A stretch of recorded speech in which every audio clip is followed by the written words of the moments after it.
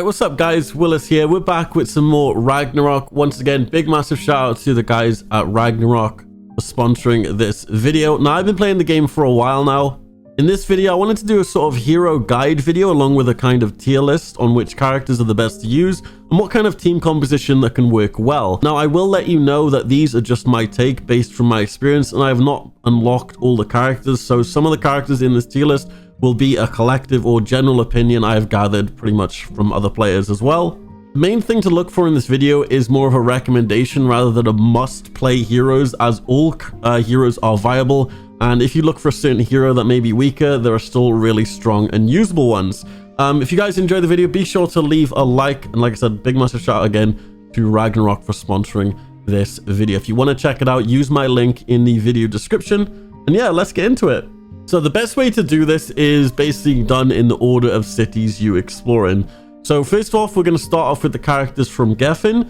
Starting off with the game, you get Per as a starter character. You'll probably use Per for quite a while as he is a good frontline character, but you'll probably end up replacing him eventually with a better tank. And then you've got Rena. Rena is another starter character you get, which deals decent damage, playable for quite a while, obviously. Nothing amazing, but sometimes you have to commit to a character because of being low XP on potion. You might choose Rena for a long time unless you decide on committing materials to another hero.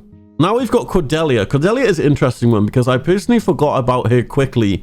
You get her from the story, but it felt like she was just there to fill slots and have an extra body to help your team. Now we've got probably my favorite character you can get from the story, Ophelia. I've gotten farther in the game and I still use her because of her buffs, and her heals are quite nice. Then we've got Kana. Kana is an interesting situation for me as you get her from doing side quests in Geffen. I say interesting, I got her and I didn't level her up because I was saving up XP potions and everything, and my team was doing fine. Then I decided to level her up and I replaced Cordelia with Kana, and it was more fun to use, but it didn't last long because I kept cycling through new characters and finding better options. Now, Naki, I didn't really use at all, but my general opinion is to start looking at Prontera characters as they are generally better. But if you want to use Naki, I feel like she could be viable.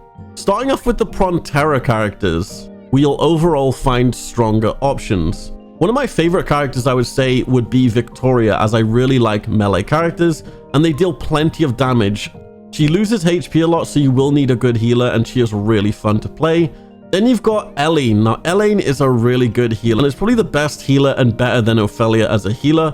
But I've tried out team builds where I've had Victoria, Elaine, and Ophelia, and another DPS to have less risk for Victoria. Modan is a really nice AoE mage to use if you're going for magic teams, as he is definitely a big recommendation as that AoE comes in handy. Erhorn kind of does the same role as Modan, but is focused on single target damage. So you can have both Modan and Erhorn in a magic team, as you have Erhorn to deal damage against bosses, and Modan as a form of like a mob clearing hero, which is really cool. So Surf is actually an archer that has insane DPS. Now remember when I said Kana was fun to use but didn't last long? Because I got Surf, she does big damage. Lucia is someone I did not get used to much, but she is known to be good for PvP, but you can use it for PvE if you really like her as well. Again, you can say there are most optimal builds out there for her, but if you generally enjoy or prefer a hero, you can just make it work.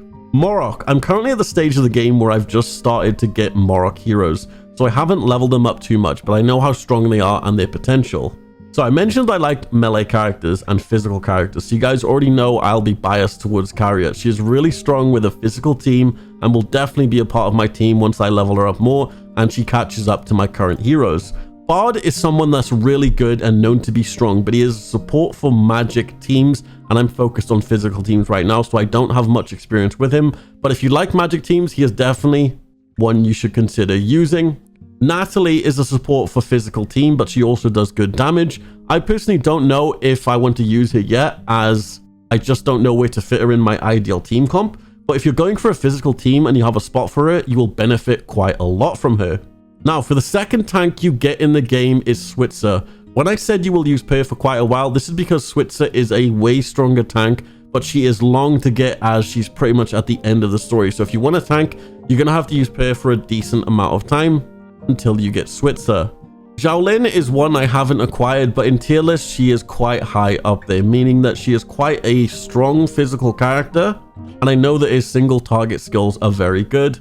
Noir is also put down as an S tier in tier lists, but I'm not even close to acquiring him, and I personally do not know much about him, and simply know that he is strong. If any of you guys have them, let me know what you think of Noir. He's towards the end of the story, I'm pretty sure. So to end the video, I'm not really going to recommend a team comp because I want you guys to have the freedom of what you want to do to play. For each character, you have to have your preferred team comp. There are heroes stronger than others, but remember that almost each one is viable. So if you genuinely like a hero and the other, don't feel forced to pick the strongest character just because you like the other one's playstyle. Just pick what you want. But yeah, big massive shout out to Ragnarok for sponsoring this last video. If you want to go download it, be sure to use the link in the video description. And yeah, I'll see you guys in my next video. This has been Willis Gaming, and peace.